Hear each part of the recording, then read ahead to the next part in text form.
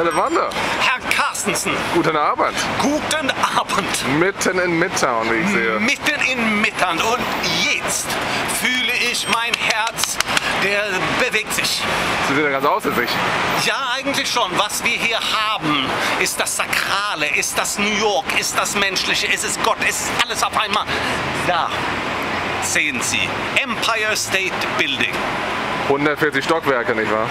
Mindestens. Ich würde sagen 142 sogar. Aber was wir da sehen, ist kein Scheißmensch. Hier kommen wir zur Sache. Das ist der amerikanische Traum. Raus aus den Depressionen.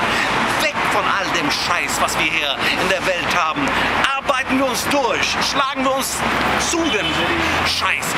Nee, wie die Deutschen es. Ja, tut mir leid, aber ich sage es. Das ist es, was es ist. Es ist der deutsche Käfig in amerikanischer Fassung. Es ist der scheiß Riesenkäfig. Herzlichen Dank. Danke.